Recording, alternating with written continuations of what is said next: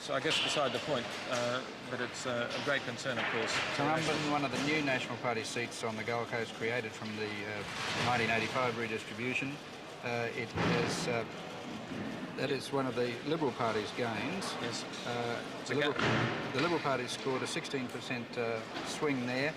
Trevor Coomber, he's a pharmacist and alderman of the Gold Coast City Council. Looks as though he'll be heading to Parliament, or I think we can give it to him. Well, it's pretty close, and I suspect that Leo Gately's preferences aren't going to drift too much, and I think that Trevor Coomber will be the new member for Currumbin. He'd be favoured anyway. Mr Gately, I think, has been in Parliament for since 1986. In the seat of Everton, this is held by Glenn Milliner for the ALP. He's increased his vote by 13.5. National Party vote once again down 16.5. It's a Labor seat and it's become safer. Now Fassifern, which we didn't see, this is held for the National Party by Kevin Lingard, and Mr Lingard should retain Fassifern with the help of Liberal Party preferences and minor party preferences.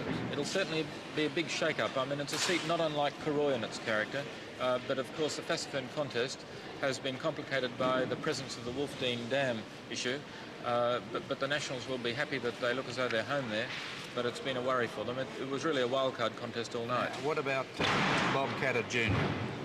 Has he survived? Well, we've decided not to call the seat because, and the reason we've decided not to call the seat is because in 1986 there were something like 600 or 800 postal votes, and 85% of them went to Bob Catter. I should perhaps just explain that isn't the sound of Bob Catter hitting the deck in the background. The rival television crews and so on are busily packing up. They've called it an early night, but here on ABC Television, of course, we're giving you the full call of the ball. I wonder if I could clarify the situation on Friendlies. We're not sure. It may well go to Noel Robertson for the ALP, who's a Cloncurry Shire chairman, but it's line ball. It'll be determined by postal votes. Right, in Glasshouse, another new seat created in the recent 1985 redistribution, and that is a win for the Labor Party, it looks like. Yes, that looks after distribution of preferences, and despite the presence of Rona Joyner, Call to Australia, who managed to poll 803 votes, or 3.5%, I would say that after distribution of preferences and reasonable leakage of Liberal and Democrat, that the ALP candidate will The new emerge member there. for Glasshouse should be John Sullivan, clerk with Australian Airlines. Greenslopes held for the National Party by Lisa Harvey, one of the Joe seats we call them because they came part of the Joe build-up into the metropolitan area. Mrs Harvey has lost Greenslopes. The new member will be Gary Fedlin, an industrial advocate. That's a very good result for Labor, up 17, Nationals down 20. Gregory, safe National Party seat, but there's a 17% swing against the National Party's candidate Vaughan Johnson, a grazier. This is a seat vacated by Bill Glasson, a veteran Queensland parliamentarian, and but it looks like Mr Johnson will hold it with the help of preference of the minor party. It's remarkably close, and just surprisingly close, that result. Gympie? Now the seat of Gympie will be held by Len Steffen for the National Party. There was some talk, I understand, by Sir Joe Bjelke-Petersen earlier in the night that this might have been won by an independent, but at the end of the day this will be retained by the Nationals' Len Steffen, although 23% down. The seat of Hinchinbrook, vacated by Ted Rowe, who recently retired, another veteran parliamentarian, and it does appear that that Marcus Roll, a farmer, candidate for the National Party, will hold that. Well, there's a 12% swing running against the National Party in Hinchinbrook. 83% of the vote counted. Nino Cardillo, a sugarcane farmer, the ALP candidate, is scoring an 9% swing. I beg your pardon, Cardillo is a Liberal Party candidate, I beg your pardon. George Day is the Labor Party candidate. But the Liberal Party scored quite well there. Labor Party, George Day's increased the Labor Party vote by 4.1. But call it for Mr. Ryle. yes. Right, Ipswich.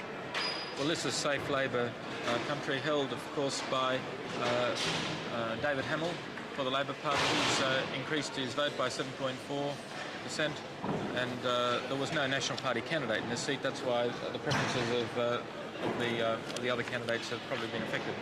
But that's a good result for David Hamill in the city of Ipswich. Ipswich West, once held for the Labor Party by David Underwood. The new member for Ipswich West is Ron Livingston, an alderman of the Ipswich City Council. And once again, no National Party candidate.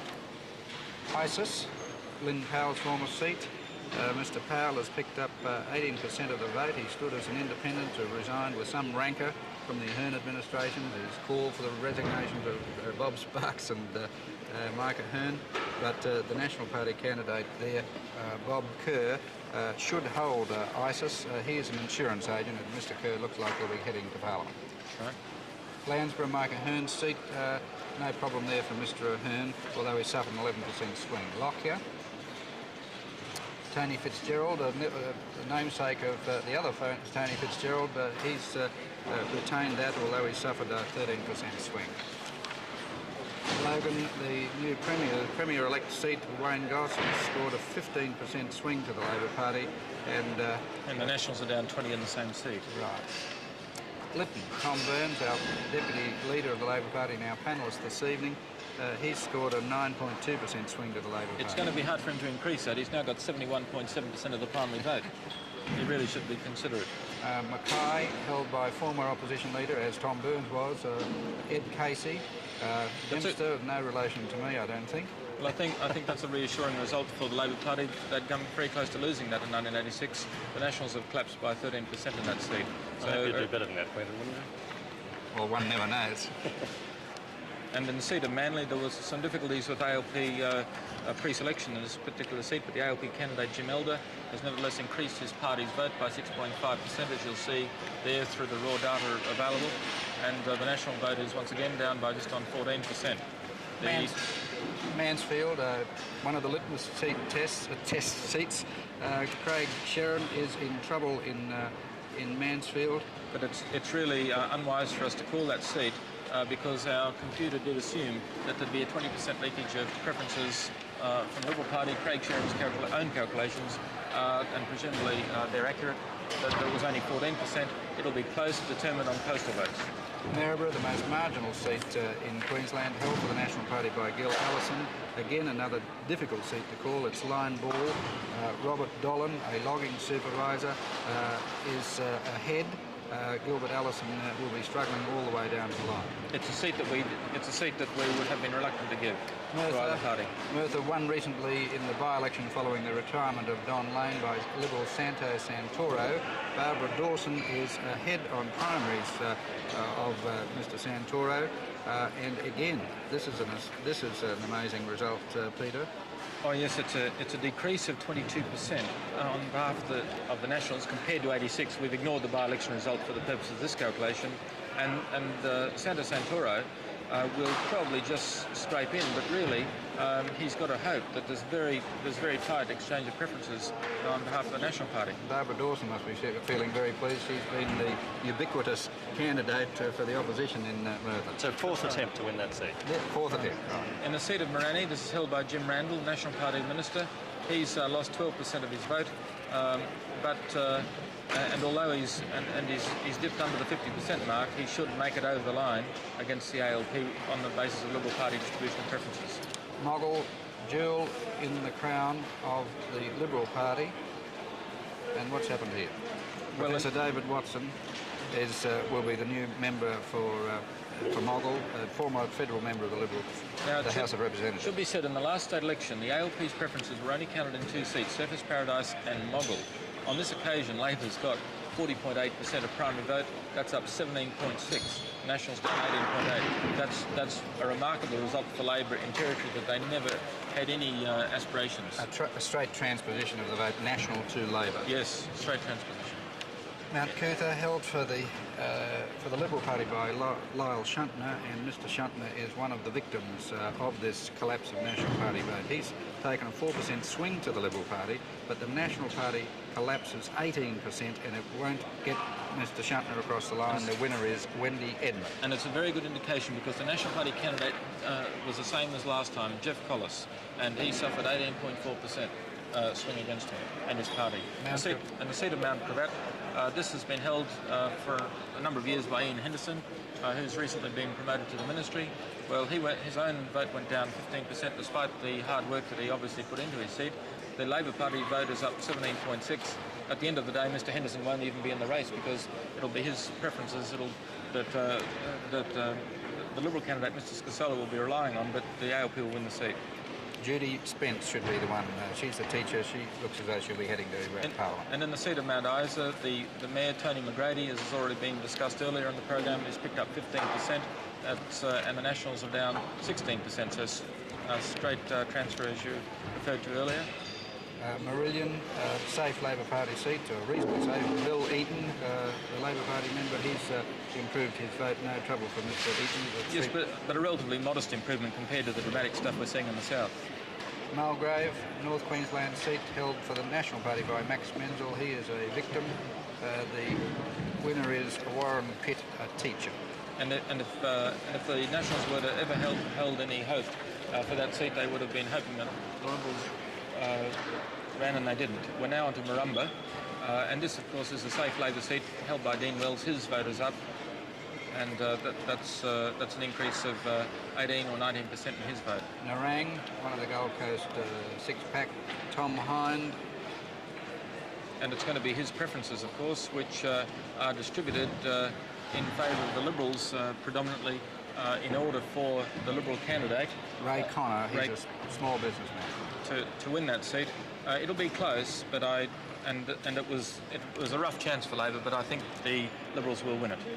Seat of Nicklin, formerly held by Brian Austin, who resigned from the party and from Parliament, retired from Parliament at this election, and it appears that Neil Turner, a former member for Warrego, is to be the new member for Nicklin.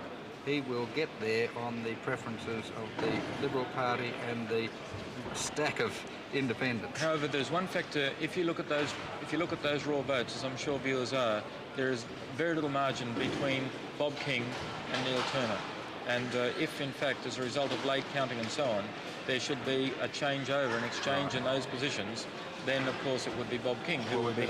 And, in fact, his prospects would be much greater because the preference distribution will be much tighter. There'll be less leakage. Well, we better watch that one between Bob King and Neil Turner. Nudgee, safe Labor Party seat held by Ken Vaughan. He's got a 10% swing, no trouble for Mr Vaughan.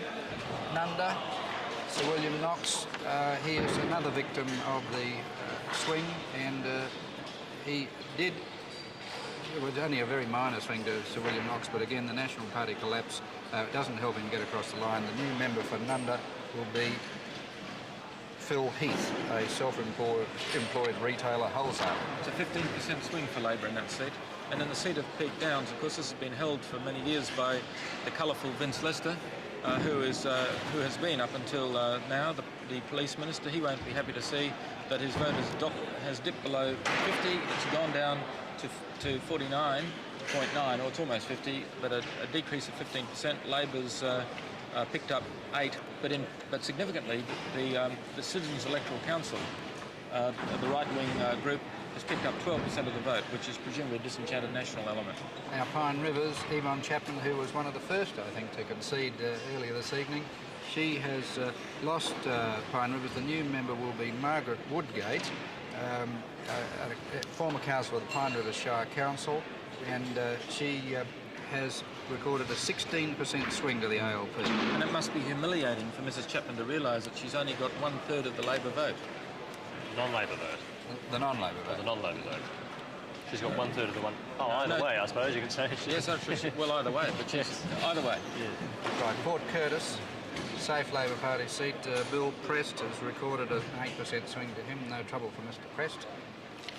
Redcliffe, Terry White, and this is a substantial fall. Mr White will be leaving the Queensland Parliament. He was the one who was leader of the Liberal Party in 1983, stood on an accountability platform, but he's been swept aside in the Labor Party swing. 11% to Ray Hollis, a self-employed transport carrier. He'll be the new member for Redcliffe. In the seat of Redlands, which is a Bayside seat adjacent to Brisbane, held, of course, in recent years by Paul Clawson, who's a minister in the present government, and that's another minister down. 17% dip in his primary vote and in the Nationals, and the new member is Mr Brisky. Darryl Brisky, 33, a teacher. In the seat of Rockhampton, this is Paul Brady, who's the education spokesman, and presumably next week will probably be education minister. That's a it's an 8% swing in that particular seat to Labor, and no Liberal candidate. Rockhampton North, vacated for this election by Les Udale, a veteran member of Parliament. It has been won for the Labor Party by Robert Schwarten, a union official, and he's recorded, well, there's no swing, I suppose, no incumbency to help them there. The Liberal Party candidate has done quite well there, Alan Cornick, recording at 10%. Did they run there last time? Yes, I'm not sure actually. Right. But in terms of that seat, I mean, it's not a good result for Labor in that particular seat, given things that have held, or rather that have occurred elsewhere. But of course there are a number of candidates. Incumbency is an advantage there. Of course it is. We saw that in the case of Cook too, didn't we? Roma, the seat held for the National Party by Russell Cooper, still the Premier of Queensland. Mr Cooper has improved his position in Roma. 8,200 people on the rolls. Well, at least there's local loyalty. Yes. Salisbury, a safe Labor Party seat, well, no, a marginal Labor Party seat, but Len Ardill has improved his position by 12%, making that a very good seat, because I suppose in 3 years' time, Peter, none of these seats will be the same. No, of course. Looking at a completely There'll be different political map. There'll be a totally different redistribution of range of seats here. Sandgate. Of course, this is Neville Warburton, the former leader of the opposition seat. He'll be pleased with the 7% increase in his primary tally. Once again, there's a dip in the National Party vote by almost 14%, as will be clear from those figures. In the seat of Sherwood, Angus Innes, he'll be disturbed by the proximity of that result. I mean, because there's been no National Party candidate, as in fact there wasn't last time, because the then candidate to be didn't. Angus has suffered a 14% swing in Sherwood. Yes, that's right. In Somerset, safe National Party seats, Bill Gunn, the perennial deputy leader of the National Party. It remains to be seen if he will remain so. Will those raw figures translate into a 29% swing in primary terms? One of the biggest in the state. Against Bill Gunn, so that's a very, very bad result, even by the dramatic standards of this particular election. But he's there. He's there. South Brisbane, marginal Labor Party seat, Anne Warner has improved her vote there by 10%. It has made that a safe seat for Labor. Well, if it holds after the redistribution. In the seat of South Coast, it looks as though Bob Quinn, the Liberal candidate, will emerge there. Of course, this is a rerun of the recent by-election, and Judy Gammon has run very close. I think we should be careful, though, about calling this seat in terms of the Conservative parties, because it's a very close margin, 27.9% to Judy Gammon versus 28.1 for Mr Quinn. So I'll just have to see who comes second in that to see whose preferences determine it. But it'll be a non-Labor win. Another South Gold Coast seat, Mick Vevers has held Southport. That's right. He suffered a 20% swing, but he's held there, and it was always going to be tough for him against the Liberals, but he's made it, and he'll. But once again, there's only a percentage point. Yes, I suppose we should offer a word of caution on that, shouldn't we? Yeah, it's like the previous seat. It's close, but if he can maintain his lead over Alderman Thompson, then Mick Vevers will maintain his position in the Legislative Assembly. Those two independents may well favour the Liberals, of course, but anyway, that's not a Well, we don't know which way they will. That's quite right. Springwood, Minister Ewan Fraser has lost his seat. Molly Robson, the Labor Party candidate in Springwood, is the new member for Springwood. Right. Stafford, marginal Liberal Party seat, Terry Geiger, who's been getting to be a veteran in the House. He won't be anymore. The new member for Stafford is Rod Welford, a solicitor. It's a good result for Labor in Stafford, a primary vote increase of 12.2%, and Surfers Paradise. The Surfers Paradise to Labor vote here is increased by 12. As we said before, this is one of the two seats where Labor's preferences were distributed last time. It will be one. It will be one once again, it appears, on... Well, it's a Liberal Party victory. No, in actual fact, we've got to look at those raw figures very carefully. If that position is maintained to the end, then it will be ALP preferences. We'll come back to that seat in a few moments. Well, I don't know if we can, but we'll have to put it in a doubtful. Well, that's one of the Liberal... Well, it's a non-Labor seat. Liberal versus National. And we go to Tablelands. Marginal seat, been held for the National Party by Tom Gilmore. He's only suffered a very small swing of 3%. The Labor Party the Labor Party candidate has scored an 18% swing, but Mr Gilmore is home. Thurrangower. This is a Labor seat in the Townsville area. Ken McGilligan has improved his position for the Labor Party by 11%, and the National Party vote is down 10.5. Toowong.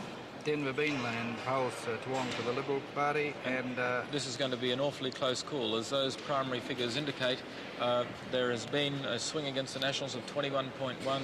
Labor's up by 16% in a seat like that. This is a very safe non-Labor seat in normal circumstances. I suspect at the end of the day Denver Beanland will make it over the line, but I bet he didn't expect to get a fright like he's got. I'm sure he did. In Toowoomba North, a marginal, well, not really a marginal seat, but certainly on one of the possibles. And what have we here? Dr. John Flynn, looking good. Yes, there is. The extent of the win is not completely apparent, but the National Party collapse of 21% down. It looks as though the Sandy McPhee will be out, but I'm just a little concerned about the distribution of preferences in this seat, in the sense that if there is only a small degree of leakage of those Liberal preferences, then perhaps Sandy McPhee could hang on, but we'll just have to wait. You'd have to call it a doubtful. Yes, you would. With, what is it, 82% of the vote counted. Toowoomba South. This is Clive Berghofer's seat. He suffered a swing against him and his party of 7%. Labor's up by 14%, but nonetheless Clive Berghofer will maintain that Seat of for the National Party. And the seat of Townsville, Tony Burrickett, the National Party colourful member from those parts, has lost a seat to the ALP's candidate Ken Davies, who is now the new member for the area. He's an accountant. And Labor's vote is up 12.2% in Townsville. Townsville East, safe Labor Party seat. Jeff Smith has improved his vote by 8.9%. No problem for Mr Smith. Warrego, marginal National Party seat. Howard Hobbs, again, as we've said, with our coverage from the pub out at Charleville, Gordon Harding is not going so well. I don't think he believes himself he can win it. Well, in actual fact, the figures are a little misleading because what we've thought is happening is obviously different to what the people in Warrego think. Yes. They've obviously, the scrutineers have obviously looked at it and have decided the National Party will maintain the seat. Well, we'll have to watch that one. Warwick, safe National Party seat, one of the safest in the state. Des Booth. But a swing against the National Party of 31.5% against the National Party. Now, does that make the highest, the swing against the National Party? I'm not sure whether it's the highest, but certainly the figures in the 30s rank with them. But the Liberals were hopeful in that particular seat of doing reasonably well. But and they've got a base. They didn't run before, so they've got 16.7 this time. But Whitsunday, one of the possibles because of the ructions in Whitsunday with Jeff Munce's standing as an independent, and it appears that, well, the Labor Party has got a show. It's now entirely dependent on the distribution of preferences. It's awfully close. We won't bother calling Whitsunday. I think Labor would be a little disappointed that it isn't over the line there yet. It may well make it, but we'll leave it till the final count. Lorraine Bird is the Labor Party candidate. Now in the seat of Windsor, this is of course held by Pat Combin, who will be pleased with his primary vote increase of 11%. The National Party vote has collapsed once again, 15.4% down in those figures. So Pat Combin, who will be assuredly a minister in the first Goss government, will be happy with that. In the seat of Woolston, held by Bob Gibbs, this is a Labor seat which will be safer because the margin has been increased from 57 to 67% in primary vote terms, and as you see there through the raw data. In Woodridge, Bill Darcy has improved his vote by some 17%. Not a bad performance under all the circumstances. He's been helped a little by the collapse of the National Party once again by almost a corresponding figure. And last but not least, Yeronga, once held by Norm Lee, and the new member from Yeronga is Matthew Foley. And that is a staggering increase for Labor, up from 41.4 last time to 58.8. A good candidate, and the issues went well for Labor there. Well, there you have it, a full call of the board as promised, in the best Wayne Goss tradition, I suppose, a marathon effort from Quentin Dempster and Peter Coldrake there. Every candidate in the state's figures went up there, so at least you now know precisely where you stand. Perhaps we should, though, sort out the wood from the trees and get back to the overall picture. Let's have a look at the statewide position. The overall state of the parties, please. We can have a look at that graphic now. And the overall state of the parties, as we have it, is... It indicates that Labor's vote of 50.8, as you see it coming up there now, that represents an increase of 9.5 in primary vote terms compared to last time. The Liberal Party vote of 21% is an increase of 4.5 and is returning toward the historical levels of Liberal Party support in the 70s. However, it has been the total collapse of the National Party vote statewide, a collapse of 15.9%. And there you see the seats, 50 seats to the Labor Party, 22 to the National Party, 4 to the Liberal Party, and doubtful 13, and about half and half, or 4, do you reckon? I think 4 of those are leaning to Labor and 2 would be almost certain. But even the important point, of course, is that even if Labor doesn't pick up a single one of those doubtful seats, they have a majority, a working majority of 5. Right. And congratulations to Peter Coldrake, who called it last Thursday on the 7:30 report.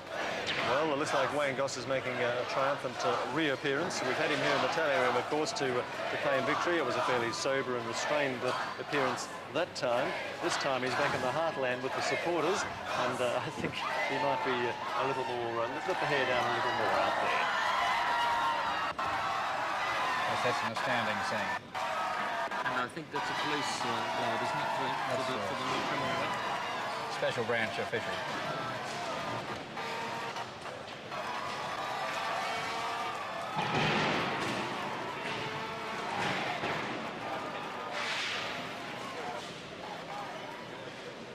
Well, that about wraps up the night, an appropriate way to do so. I hope you've enjoyed our coverage of this historic night. First time in 32 years, I think, as I've said a number of times tonight, that the Labor Party has won government in this state. We've certainly enjoyed calling the election for you on behalf of my co-commentators, Quentin Dempster and Peter Coldrake, and the large ABC team that you can't see but is working feverishly behind the scenes all night. It's good night from the QE2 Stadium and the election tally room. Well done, Andrew.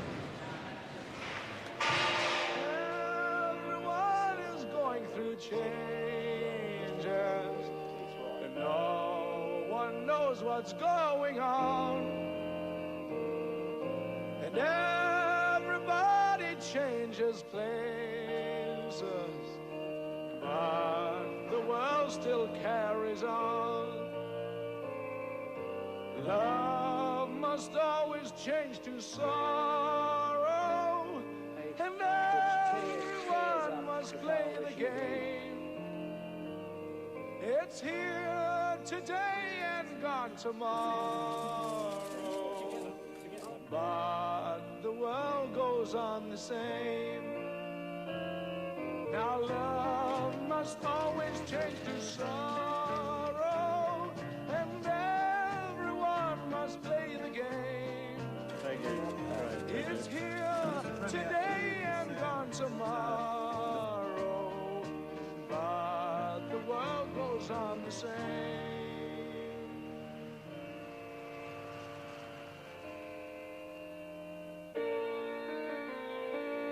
I wish you well. Thank you all. Goodbye, and God bless.